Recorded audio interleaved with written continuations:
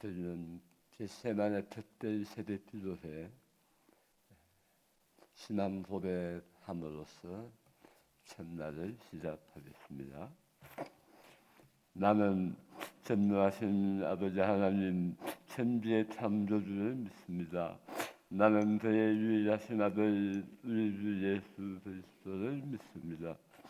그는 성령으로 잉태되어 동정녀 마리아에 대해 나시고 본디오 빌라도의 고난을 받아 십자가에 못 박혀 죽으시고 잠자던 지 사흘 만에 죽은 자 가운데서 다시 살아나셨으며 하늘에 오르시어 전능하신 아버지 하나님 우편에 앉아 계시다가 그리로부터 살아있는 자와 죽은 자를 심판하러 오십니다.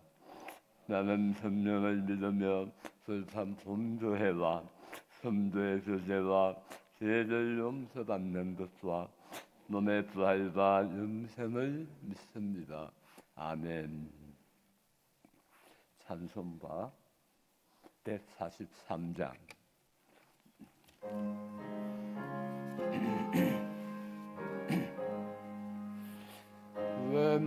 웬마인 바 나를 위하여 주보라 하셨나.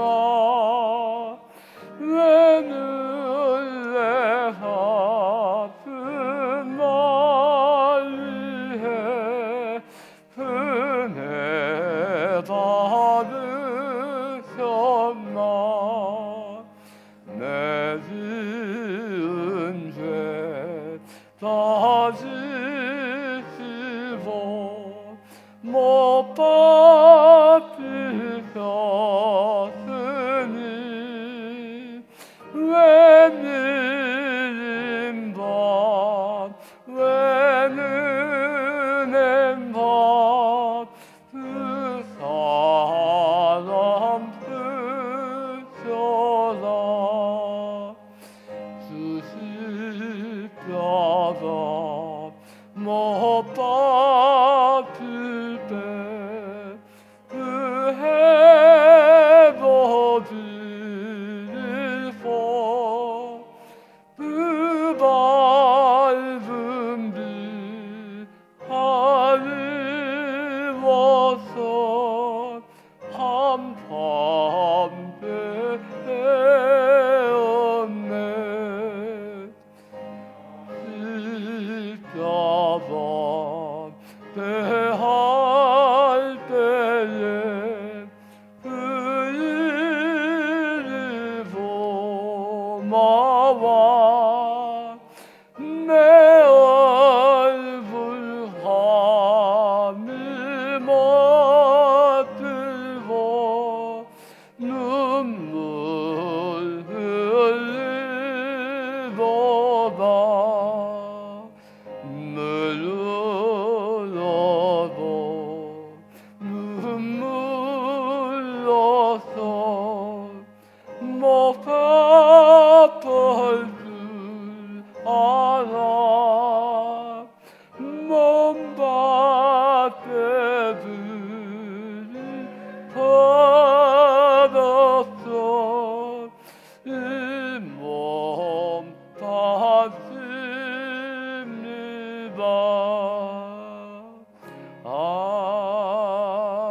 아멘. 오현조 선사님께서 대표 기도해 주시겠습니다.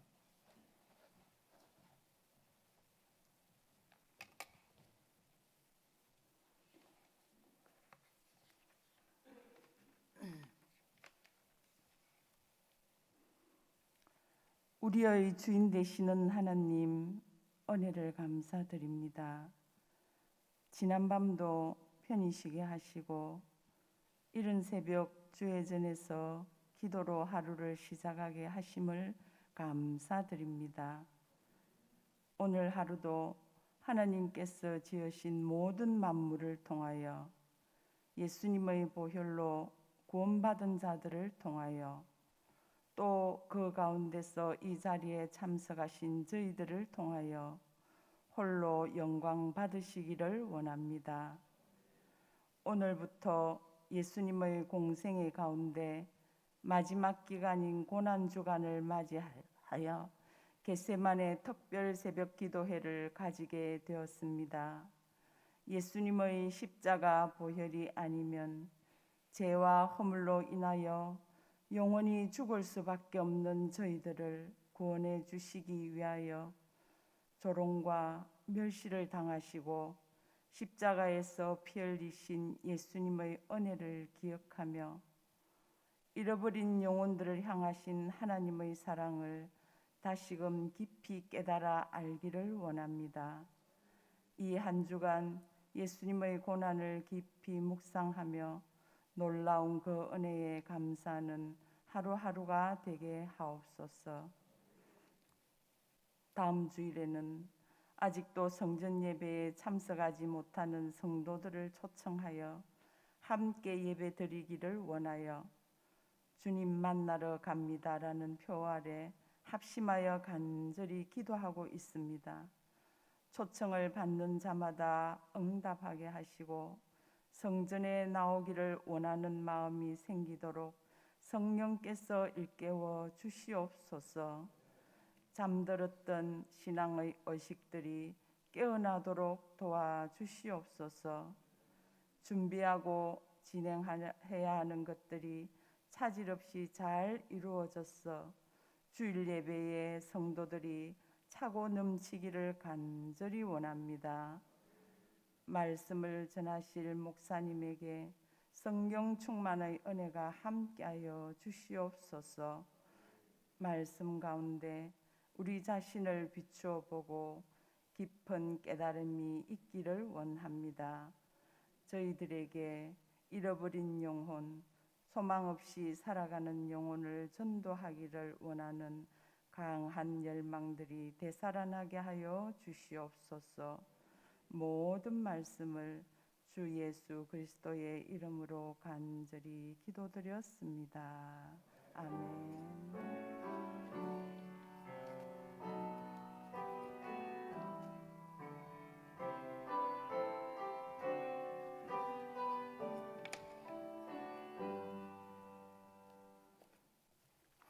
하나님의 말씀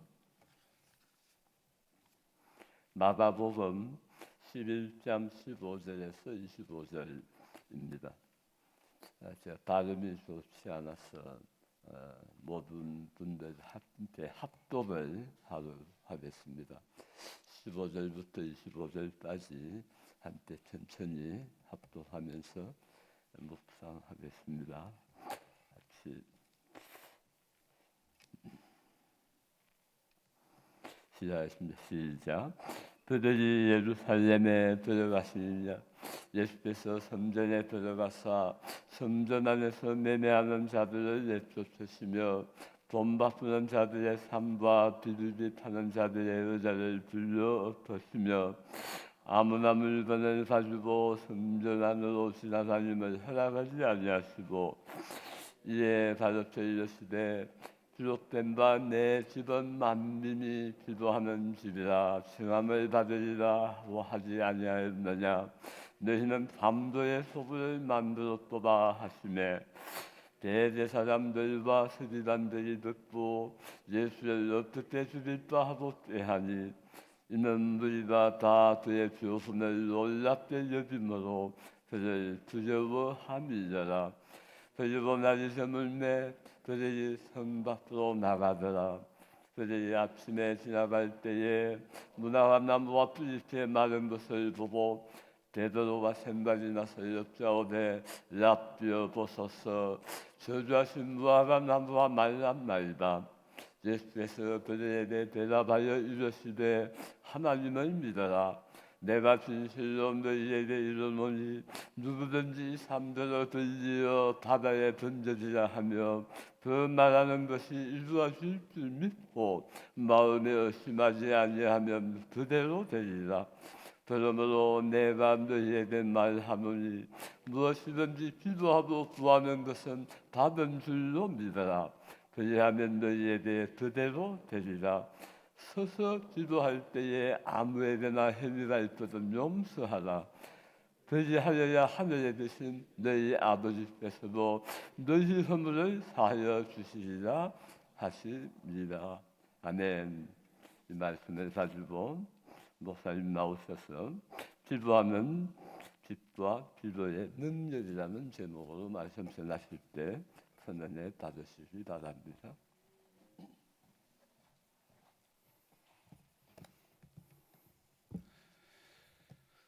할렐루야. 이 겟세마네 기도에 오신 여러분들을 주님의 이름으로 축복합니다. 이번 주간 우리 새벽 예배는 오전 10시에 우리 교회 카카오 TV 또 유튜브를 통해서 다시 예배 상황을 여러분이 영상으로 보실 수가 있습니다. 지금 녹화가 되고 있다는 이야기죠. 네. 오늘 읽은 말씀에는 예수님 행하신 두 가지 사건이 기록이 되어 있습니다. 하나는 성전을 깨끗하게 하신 사건이고 또 하나는 열매가 없는 무화과나무를 저주하신 사건입니다. 이 두 사건의 공통점이 뭘까요?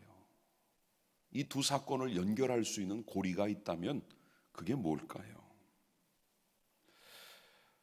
예수님은 하나님과 거룩하게 소통할 수 있는 도구가 기도라고 말씀을 하시는 겁니다. 그리고 하나님과 백성들이 만날 수 있는 거룩한 장소가 성전이라고 말씀을 하십니다. 그런데 그 성전이 사람들의 탐욕을 채우는 범죄 소굴로 전락한 것을 보시고 거룩한 분노를 표출하셨습니다. 오늘 15절에 보니까 성전 안에서 매매하는 자들을 내쫓으시고 돈 바꾸는 자들의 상과 비둘기를 판매하는 자들의 의자를 둘러 엎으셨다라고 말씀을 합니다. 성전은 예수님이 공생의 기간 동안 예루살렘에 오시면 주로 활동하던 예수님 사역의 공간이 성전이었습니다.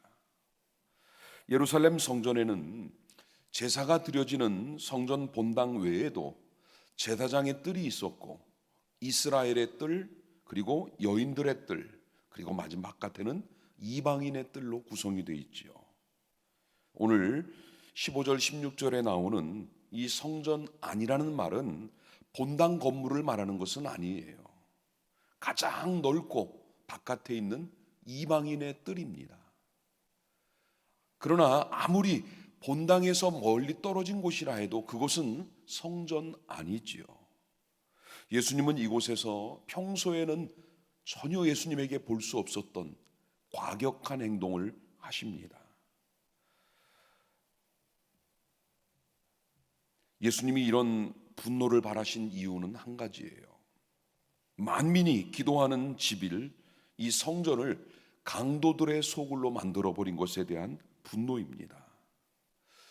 물론 거기 모인 사람들은 나름대로의 이유는 있었습니다. 먼 곳에서 제사를 드리러 오는 사람들이 짊어지고 와야 될 양 또는 비둘기 그 짐승들을 그곳에서 판매를 했습니다. 또 그들이 성전에 바쳐야 될 성전세 반세계를 바치기 위해서는 환전을 해야 됐는데 그 일을 그곳에서 대행을 해 주었습니다. 어찌 보면은 제사를 드리러 오는 사람들을 위해 편의를 제공한 것이고 조금 더 사람들 입장에서 그런 일을 했다라고 변명할 수도 있을 것입니다. 문제는 이 과정에 장사하는 사람들은 폭리를 취했고 또 그들에게 그 자리를 허용한 종교 지도자들은 그들로부터 부당한 거래와 함께 상당한 뇌물을 받았을 것입니다. 요즘 우리 사회의 중요한 이슈 가운데 하나가 뭡니까? 공정, 정의라는 것이 아닙니까? 그런데 이 성전에는 이 공정이 무너진 곳이었습니다. 제사를 이용해 자기 탐욕을 채우는 사람들이 그곳에 가득했죠. 장사하는 사람들, 돈 바꾸는 사람들은 물론이고 종교 지도자들조차도 그들을 묵인하며 그들이 폭리를 취하는 것을 용인하며 그들로부터 부당한 이득을 받고 있는 중입니다. 여러분, 오늘 본문에 예수님이 보이신 이 분노는 단순히 장사하는 장사꾼들을 향해서만 하신 것은 아닙니다. 거룩한 제사를 탐욕의 도구로 바꾸어 버린 종교 지도자들의 신앙 행태를 책망하신 거지요. 이 부분에 있어서는 우리들에게 주시는 교훈이 바로 이 말씀과 같습니다. 오늘 우리의 삶에도 예수님을 믿는 올바른 신앙인으로서의 모습보다는 종교인의 모습, 즉 외식적인 모습이 우리 안에 있다면 우리들 역시 이 장사꾼들이나 종교 지도자들이나 다르지 않은 모습이라고 할 것입니다. 그런데 여러분, 오늘 예수님의 이 분노를 보는 종교 지도자들의 반응이 어떠했습니까? 18절에 보니까 대제사장들과 서기관들이 듣고 예수를 어떻게 죽일까 꾀하니, 그들의 반응은 예수님을 죽이는 겁니다. 예수님의 파격적인 행동을 오히려 많은 백성들이 공감을 합니다. 다시 말하면 그 성전을 출입하는 많은 백성들 마음속에 그 잘못된 모습을 인식하고 있었음에도 누구도 말하지 못했던 거지요.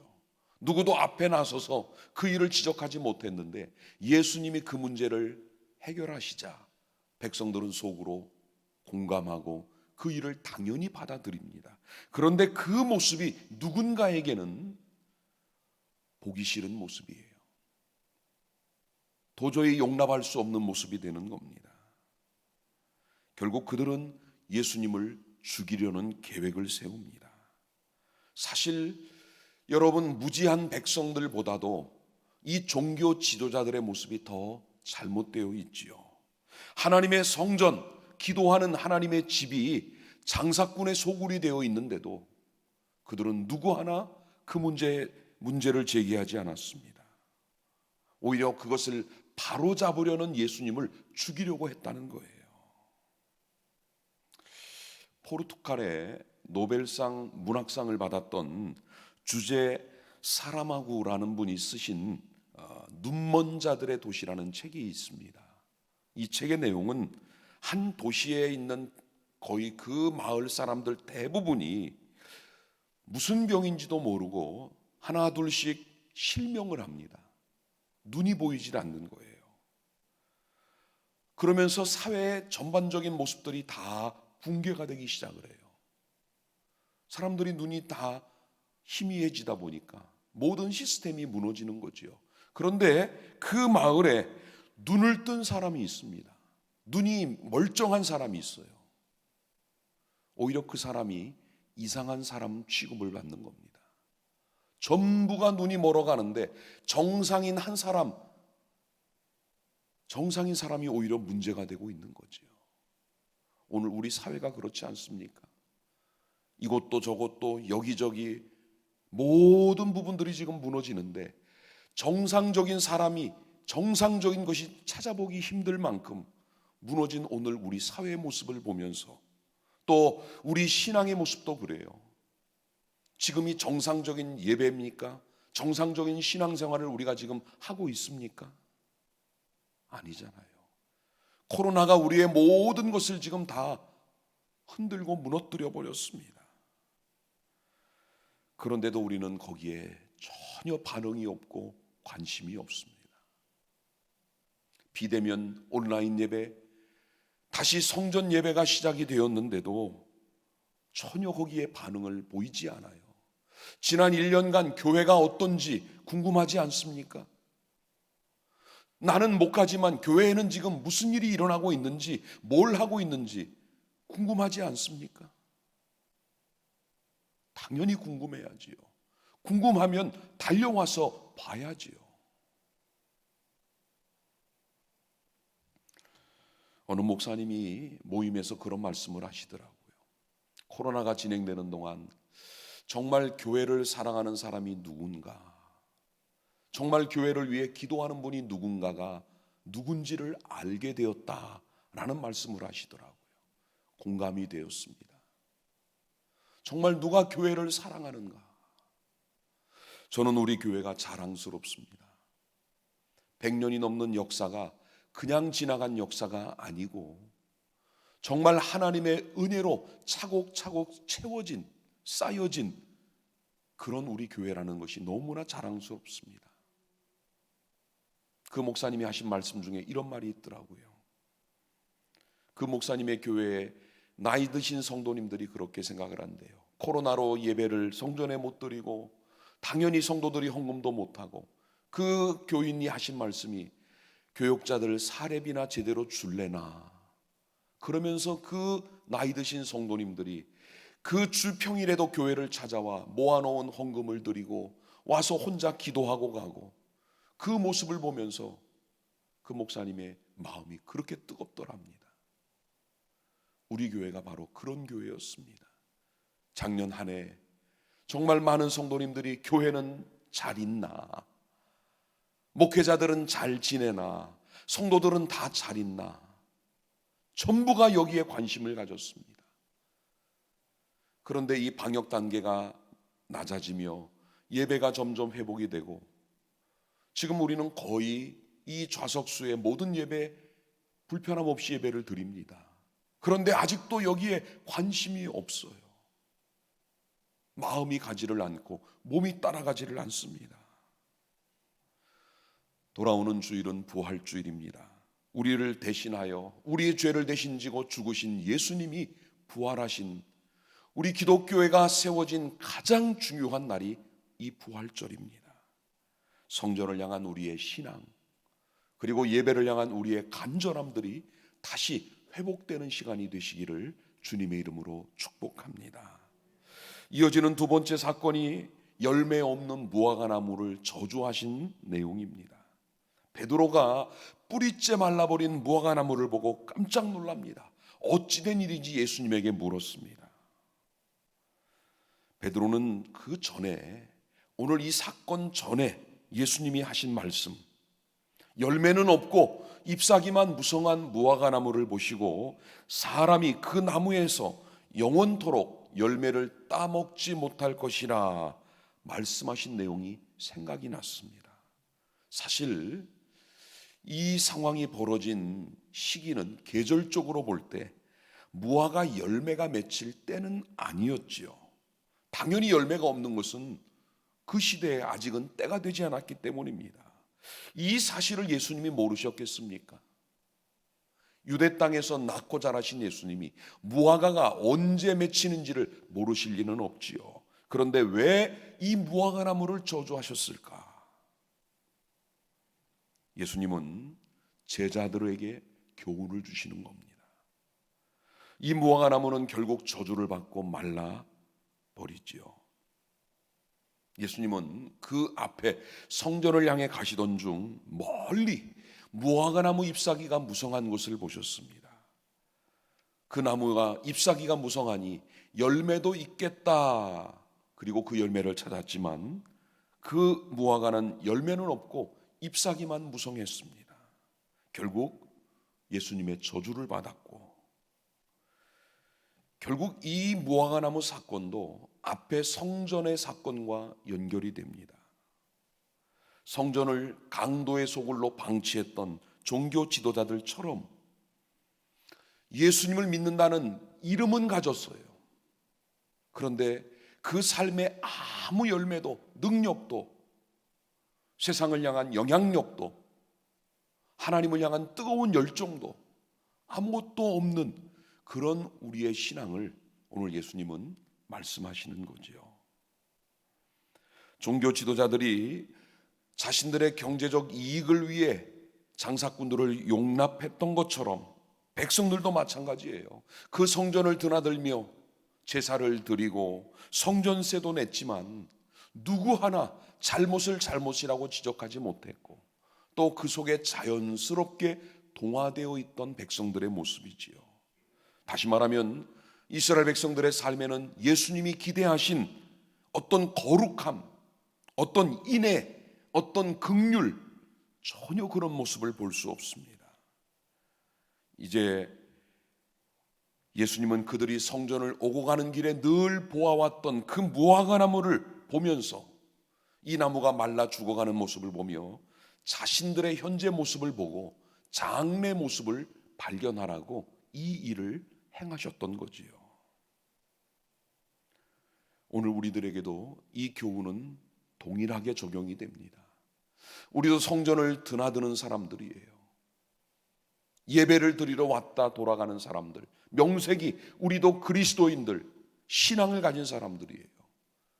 과연 우리에게는 어떤 열매가 있습니까? 말라버린 무화과나무가 다시 사는 길은 없을까요? 있습니다. 죽은 뿌리는 끊어내고 새로운 뿌리가 돋아나면 이 나무는 다시 살아날 수 있습니다. 열매 없는 우리 신앙, 어쩌면 이 코로나가 우리 사회만 무너뜨린 게 아니라 우리의 신앙을도 죽이고 있는 중이지요. 이 죽은 신앙을 살리는 방법은 뭘까요? 포도나무 되시는 예수님에게 우리가 가지로 붙어야 됩니다. 예수님의 말씀을 통해 우리의 영적인 양식을 늘 채워야 됩니다. 그래서 여러분, 매일매일 우리가 읽을 말씀을 전하고 있는 거지요. 또 기도를 통해서 주님과 더 깊은 영적 교제를 나누어야 됩니다. 그리고 주님이 가지고 계신 그 생명력이 우리 안에 공급되어져야만 우리는 다시 살아나게 될 줄 믿습니다. 우리 신앙과 삶에 열매가 없는 가장 기본 큰 이유는 뭘까요? 중심이 없고 형식만 남아있는 신앙입니다.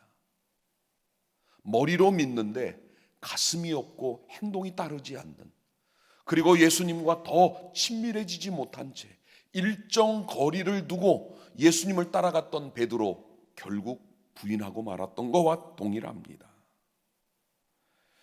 우리는 너무 할 일이 많다는 이유로, 바쁘다는 생각에 주님을 멀리할 때가 많습니다. 이번 한 주간은 그 주님과 가장 가까운 곳에서 교제하는 시간입니다. 주님은 하루하루 마지막 남은 십자가를 향한 시간 하루하루를 소중하게 그 시간들을 보내셨지요. 오늘 우리에게도 그런 믿음으로 주님과 함께하는 이번 한 주간이 되시기를 바랍니다. 기도를 잃어버린 성전, 예배가 사라진 성전이 아니라 다시 이곳에 성도들이 모여 하나님을 찬양하고 기도하고 예배하는 성전으로 회복이 되고, 그런 신앙을 회복하기 위해 우리 자신이 먼저 다시 살아나는 무화과나무처럼 주님과 함께 생명력으로 무장하는 복된 하루가 되시기를 주님의 이름으로 축복합니다. 오늘 하루 우리 기도 제목이 있습니다. 우리 기도 제목이 자막에 나오나요? 오늘 첫 번째는 성전을 사랑하는 마음, 성전을 온전히 세우는 성도들이 되게 해달라고 우리 기도하겠습니다. 그리고 두 번째는 주님 만나러 갑니다. 이 돌아오는 주일에 온 성도들이 함께 성전에서 부활의 주님을 만날 수 있도록 모든 성도들이 이 일에 동참하게 주옵소서. 우리 두 가지 기도 제목으로 함께 기도하겠습니다. 그리고 오늘 하루 우리의 주시는 실천 사항은 10분 이상 주님을 생각하며 묵상하고 기도하기입니다. 여러분의 삶의 시간, 오늘 하루 동안 어느 시간이든 좋습니다. 이 시간도 좋고 저녁도 좋고 여러분이 편한 시간에 적어도 10분은 말씀을 펴고 묵상하며 주님을 위해 향해 기도하는 한 하루가 되기를 바랍니다. 오늘 두 가지 기도 제목을 가지고 우리 같이 기도하고 자유롭게 기도하다 돌아가겠습니다.